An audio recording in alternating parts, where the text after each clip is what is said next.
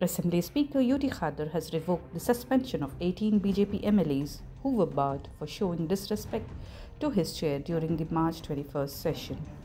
The decision came after a meeting with Chief Minister Siddaramaiah, Deputy Chief Minister D.K. Shivkumar, Opposition Leader R. Ashoka and Law Minister H.K. Patil at Vidhana Sauda. Khader said the MLAs expressed regret and admitted their actions were driven by excitement. Their suspension had prevented them from attending committee meetings and official tours, causing discomfort in front of officials and the public. Khader said it was his responsibility to protect their dignity and that he trusted they would not repeat the mistake. The order will be formally approved in the upcoming Assembly session. The announcement came just a day before Khader's departure for Hajj. Opposition leader R. Ashoka welcomed the move. Jayanagar MLA C.K. Ramamurthy also expressed regret in the House and promised to maintain respect for the Speaker's chair going forward. ನಾನು ಹೇಳಿದೆ ವಿಧಾನಸಭೆ ಅನ್ನುವಂಥದ್ದು ಆಡಳಿತ ಪಕ್ಷ ಮಾತ್ರ ಇದ್ರೆ ಅದು ವಿಧಾನಸಭೆ ಆಗಲ್ಲ. ವಿರೋಧ ಪಕ್ಷನೂ ಅಷ್ಟೇ ಪ್ರಮುಖ. ನೀವು ನಮ್ಮ 18 ಜನ ಸಸ್ಪೆಂಡ್ ಮಾಡಿದ್ರೆ ನಾವ್ಯಾರನ್ನು ಕೂಡ ಭಾಗವಹಿಸಕ್ಕೆ ಸಾಧ್ಯನೇ ಇಲ್ಲ. ಈ ತರದ ಘಟನೆಗಳು ಬಹಳಷ್ಟು ಘಟನೆಗಳು ಈ ತರದ್ದು ವಿಧಾನಸಭಾ ಅಧಿವೇಶನದಲ್ಲಿ ನಡೆದಿದೆ. ಇದರಿಂದ ನಮ್ಮ ಶಾಸಕರು ಏನು ಅವತ್ತು ಸ್ಪೀಕರ್ ಪೀಠದತ್ತ ಹೋಗಿದ್ದಾರೆ ಅದಕ್ಕೆ ಈಗಾಗಲೇ ವಿಷಾದ ವ್ಯಕ್ತ ಮಾಡಿದ್ದಾರೆ. ಸೊ ಅಲ್ಲಿಗೆ ಅದನ್ನು ಮುಗಿಸ್ಬೇಕಾಗಿತ್ತು. 6 ತಿಂಗಳು ಸಸ್ಪೆಂಡ್ ಮಾಡುವಂಥದ್ದು ಅದು ಒಳ್ಳೆಯ ಕ್ರಮ ಅಲ್ಲ. ಮುಂದೆ ಬರುವಂತ ಎಲ್ಲರೂ ಕೂಡ ಇದನ್ನೇ ದಾರಿಯನ್ನು ಹೋಗ್ತಾರೆ. ಮುಂದೆ ಬರೋರು ಯಾರೇ ಸ್ಪೀಕರ್ ಇದ್ರು ಕೂಡ ಇದೇ ದಾರಿಗೆ ಹೋದ್ರೆ ವಿಧಾನಸಭೆ ಅಧಿವೇಶನನೇ ನಡೆಯುವಂಥದ್ದು ಕಷ್ಟ ಆಗ್ತದೆ. ಅವಾಗ ರೂಲಿಂಗ್ ಪಾರ್ಟಿ ಒಂದೇ ಅಧಿವೇಶನ ನಡೆಸಬೇಕಾಗ್ತದೆ. ಈ ಎಲ್ಲ ವಿಚಾರವಾಗಿ ಸವಿಸ್ತಾರವಾಗಿ 1 ಗಂಟೆಗಳ ಕಾಲ ಚರ್ಚೆ ಮಾಡಿದ್ದೀರಿ.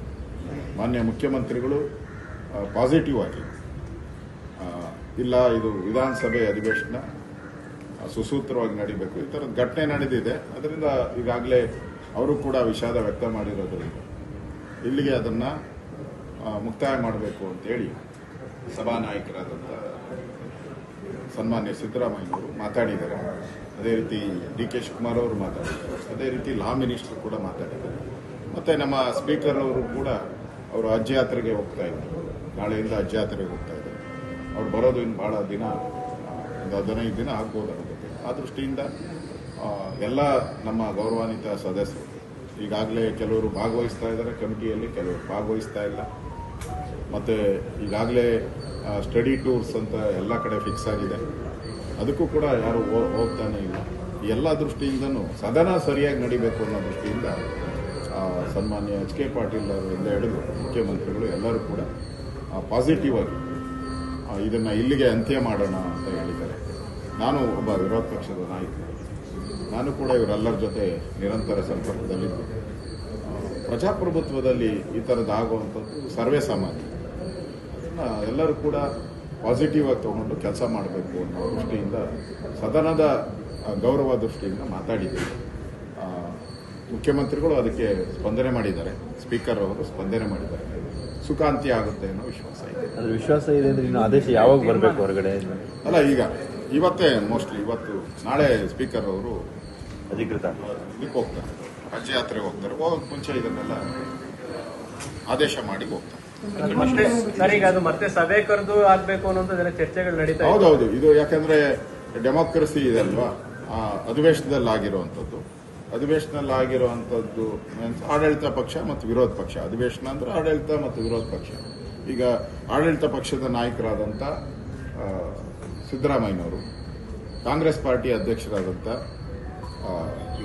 ಡಿ.ಕೆ. ಶಿವಕುಮಾರ್ ಅವರು, ಉಪಮುಖ್ಯಮಂತ್ರಿಗಳು, ಲಾ ಮಿನಿಸ್ಟ್ರು, ಸ್ಪೀಕರ್ ಅವರು, ಡೆಪ್ಟಿ ಸ್ಪೀಕರ್ ಅವರು, ವಿರೋಧ ಪಕ್ಷ ನಾವೆಲ್ಲ ಇದ್ದ ಮೇಲೆ BSc ಮೀಟಿಂಗಲ್ಲಿ ನಾವೇನು ತೀರ್ಮಾನ ಮಾಡ್ತೀರೋ ಅಧಿವೇಶನದಲ್ಲಿ ಅದೇ ನಡೆಯುವಂಥದ್ದು.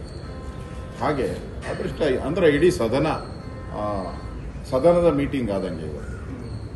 ಆ ದೃಷ್ಟಿಯಿಂದ ಮುಂದೆ ಏನಾನ ಇದ್ರೆ ಆ ಥರ ಕಾನೂನು ತೊಡಕುಗಳಿದೆ ಅದನ್ನು ರಾಟಿಫಿಕೇಶನ್ ಅನ್ನು ವಿಧಾನಸಭೆ ಒಳಗಡೆ ರಾಟಿಫಿಕೇಶನ್ ಮಾಡುವಂಥದ್ದಕ್ಕೂ ಅವಕಾಶ ಇದೆ.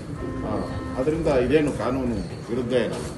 ಅದರಿಂದ ಸಕಾರಾತ್ಮಕವಾಗಿ ಮುಖ್ಯಮಂತ್ರಿಗಳು ಮತ್ತು ಸ್ಪೀಕರ್ ಅವರು ಸ್ಪಂದನೆ ಮಾಡಿದ್ದಾರೆ. ಈ ಒಂದು ಆದೇಶ ಏನು ಮಾಡಿದ್ದಾರೆ ಅದನ್ನು ವಾಪಸ್ ಪಡೆಯುವಂಥದ್ದು. ಆಗಿದೆ ಅಂತ ವಾಪಸ್ ಪಡೆಯುವಂಥದ್ದಕ್ಕೆ ಸಕಾರಾತ್ಮಕವಾಗಿದ್ದಾರೆ. ಅಧಿಕೃತವಾಗಿ ಸ್ಪೀಕರ್ ಅವರು ಹೇಳಬೇಕು. ಪಾಸಿಟಿವ್ ಆಗಿದ್ದಾರೆ ಎಲ್ಲರೂ ಕೂಡ, ಮಾತಾಡೋರು ಎಲ್ಲರೂ ಕೂಡ ಪಾಸಿಟಿವ್ ತೆಗಿಬೇಕು ಅನ್ನೋ ದೃಷ್ಟಿ ಹೇಳಿರೋದ್ರಿಂದ ನನಗೆ ವಿಶ್ವಾಸ. ನಿಮ್ಮ ಕಡೆ